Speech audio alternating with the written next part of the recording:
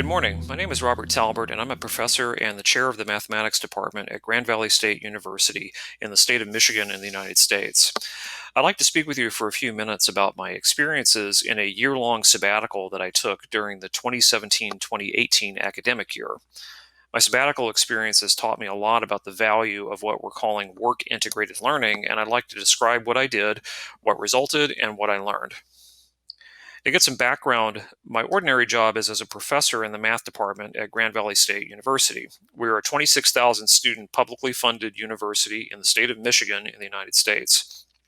And in my regular job, I teach math classes at different levels. I serve the department and university in various ways, and I conduct research. And although I'm trained as a mathematician and I have a PhD in pure mathematics, my research for the last several years has been in undergraduate mathematics education, particularly studying how students experience active learning and flipped classroom environments. When I was looking around for a sabbatical opportunity, I really wanted to take a full year to just immerse myself in doing more research on active learning. And in the course of my regular work, prior to looking for a sabbatical, I developed a good relationship with Steelcase. Steelcase is a company that's best known for manufacturing high-end business furniture. But most people don't know that Steelcase also has a very active and robust education division where it focuses on architectural design solutions and furniture for schools. And in the process of doing this work, they have a considerable amount of very high quality education research focusing on active learning. And it was in that context that I'd come to know some of the people in Steelcase Education. They also happen to be headquartered in Grand Rapids, Michigan, which is a city where I live. And although they're locally headquartered, Steelcase has a global presence. In fact, here's a picture of their Work Life Center in Sydney, Australia, and you can see some of the design aesthetic in their products, which promote comfortable furniture and collaborative work with integrated technology. So during my sabbatical, I spent 3 days a week working at the Steelcase Learning and Innovation Center in Grand Rapids. My title at Steelcase was Scholar in Residence, and being a scholar in residence had three distinct components. I was there to conduct research on active learning and active learning spaces, to communicate the results of that research to customers, salespeople within Steelcase, and others in the education division, and also to be a faculty presence on Steelcase projects that involve design strategy in sales for the education division and the future direction of the company. Now, although Steelcase is heavily invested in the education market, there are no actual educators on staff at Steelcase Education, except for one person who works remotely who conducts their faculty development projects. And so I was the resident faculty member for them, someone whom they could consult at a moment's notice, and in reality, I was just actually an intern in terms of the organizational chart, but I was someone that the designers and the sales leaders and the people on the business side of the company could simply turn around to literally and consult on matters about education, higher education, student experiences, and faculty experiences. Here's a shot of the inside of the Learning and Innovation Center, and you can again see the Steelcase approach to design and workplace in all the parts of this image. The building itself has a fairly open floor plan, but there's many places for individual work, small group work, larger group work, and everywhere you look there is technology infused.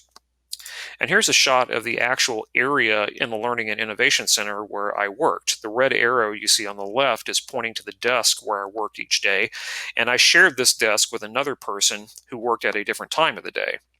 I did not have an office, which is very different from me as a faculty member. In fact, the only person at Steelcase who has an office is the CEO of the company. It's very small, and it is put right into the middle of the floor where the administrative staff work. Instead, the working environment defaults to open. You can see three people in this picture, and on the left there next to the arrow is Yvonne, who is the administrative lead for the education group. And on the right there you see Leah and Cindy, who are both designers. Immediately in front of my desk would be Kelly, who is a sales leader and a product manager. She's not there in the picture. And immediately to my left, also not visible, is Craig, who is the director of community engagement. And directly behind me that you can't see would be Sean Corcoran, who for a while was the manager of Steelcase Education and one of the direct reports to the CEO. Later on, he was replaced by Madeline Hankins when Sean moved to a different portion of the company. And I say all this because one of the first things I learned on sabbatical is how to get work done in a highly collaborative environment with a highly diverse group of people around me. I was the only educator, certainly the only mathematician in the building, and I worked and was intimately involved with on every day people who were completely unlike myself. It involved a lot of deep focused work on reading, writing, and research. And so sometimes I would have to leave this open area to go to some of these smaller areas that you can sort of see in the background here to get some work done. But it was a very open area, and we were given a lot of freedom to work on what we wanted to, where we wanted to, and when we wanted to, as long as we got things done. So I'd like to talk now about the specifics about the parts of my work as a scholar in residence.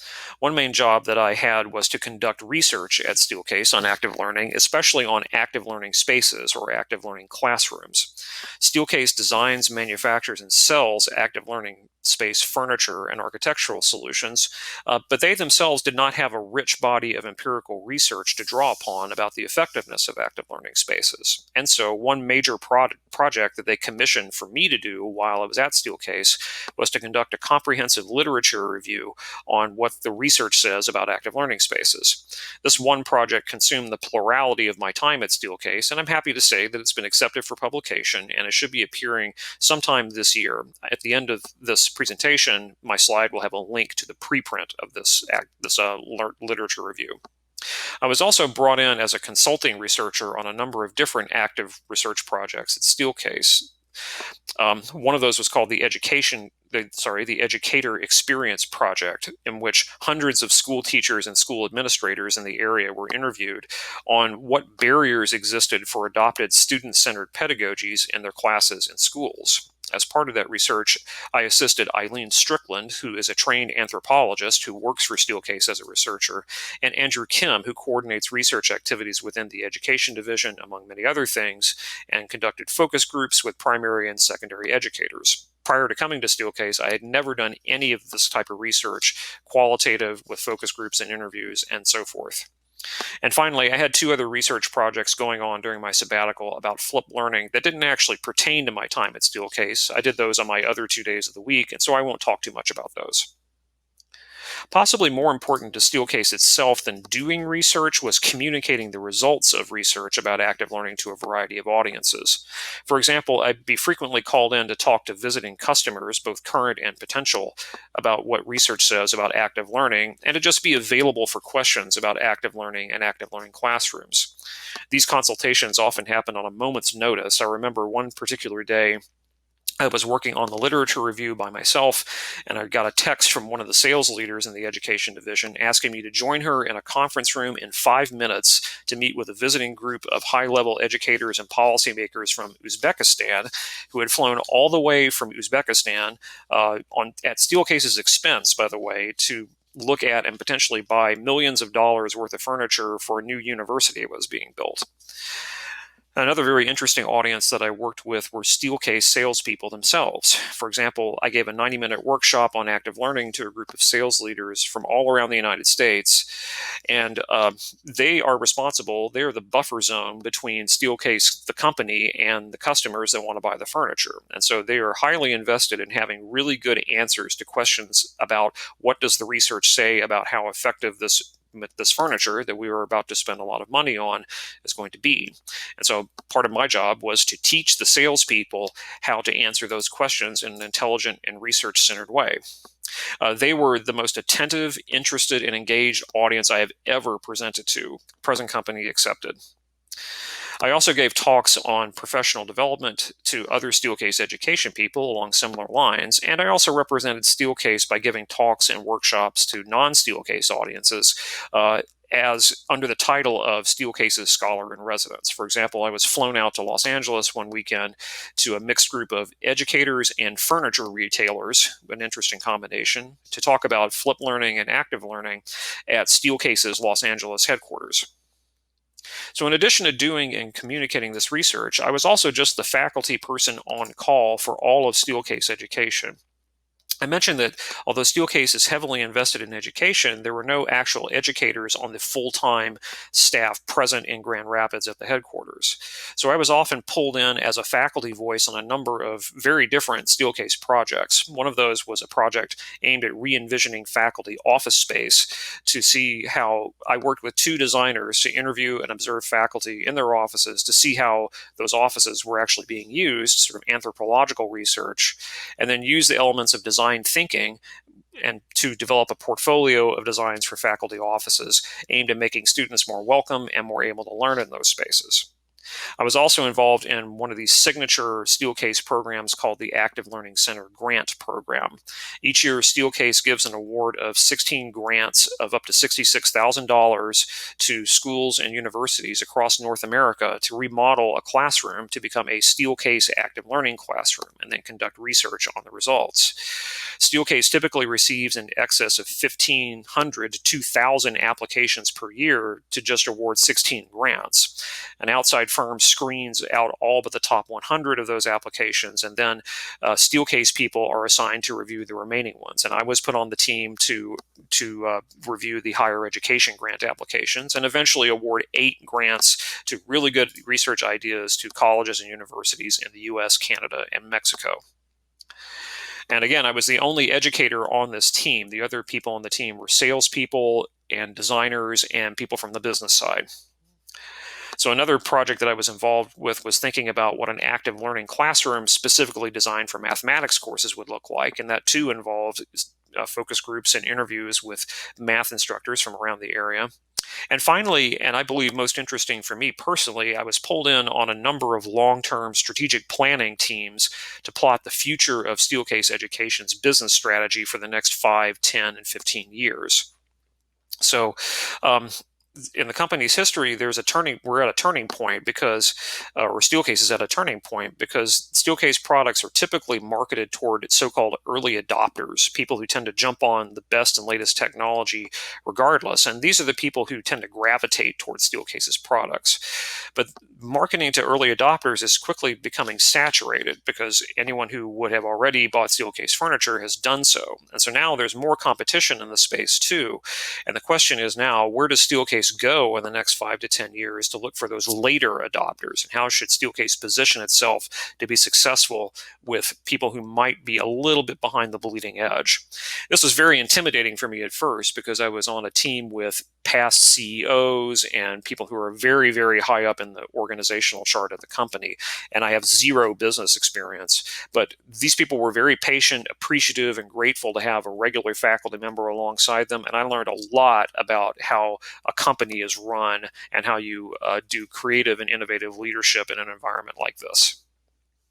So my Steelcase time lasted for 9 months, and I honestly enjoyed every minute of it. It was a transformational professional experience for me, and I miss it almost every day. It was exciting, fast-paced, in an innovative, creative environment that valued good ideas, was completely inclusive to everyone, and valued continuous learning above all else. If I had to boil down 3 lessons that really stick out to me, here are those 3 things that I learned.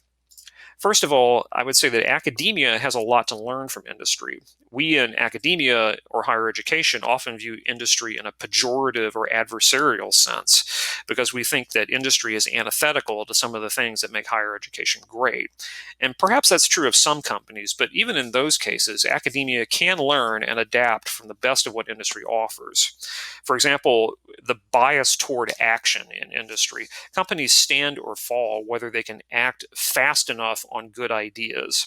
Compare this with the, frankly, glacial pace of academic change, and you'll notice that higher education in many places is falling dangerously behind in providing for its primary stakeholders because it cannot will itself into getting things done faster. Inertia tends to kill organizations, and industry gets this. A lot of academia does not. And that's just one area. And I believe that academia needs to learn more from what the best companies are doing. Secondly, industry, believe it or not, cares about the same things that academia cares about for the most part. Far from being diametrically opposed to the core concepts of higher education, I found that Steelcase understands and values them more so than many colleges that I know. For example, every university on earth believes or says they believe in the value of lifelong learning. But take a look at the curricula of some universities and its processes, and you can begin to wonder if they value learning in any sense at all. By contrast, something that Sean Corcoran, the head of Steelcase Education, always used to say in our Monday staff meetings was the only competitive advantage we have over our competition is that we learn faster than they do. Companies that don't value learning end up dead, and very quickly. Steelcase gets this, and they also really understand the value of active learning and its effects on student success. Otherwise, they wouldn't be pouring resources into designing and manufacturing products to support it. And it makes me wonder, do our universities value it as much? And then thirdly, in the end, I learned that what unites the core business of both education and industry is people and learning. I already mentioned the value of learning to companies. The way those companies treat people, too, is what makes them successful. At Steelcase, for example, and this is true of many successful companies, I was valued and accepted for who I was from the very beginning. And it was just a pleasure to drive in those 3 days of the week and get into the business and do my thing. Successful universities are like this too. In fact, I would say, to paraphrase Tolstoy, all happy companies and all happy colleges are alike, while unhappy companies and unhappy colleges are all unhappy in their own ways. How we in higher ed treat people, our students, our faculty, our staff members, is going to define our legacy and our success, not our curricula or our endowments or anything else. It's about people and how they learn. So I want to thank you for your attention. I apologize for not being able to be with you at the scheduled time, but please feel free to connect with me by email, by social media, or by visiting my website. And then finally, here is the link to the preprint of the Active Learning Classroom Literature Review that I mentioned. Thank you again.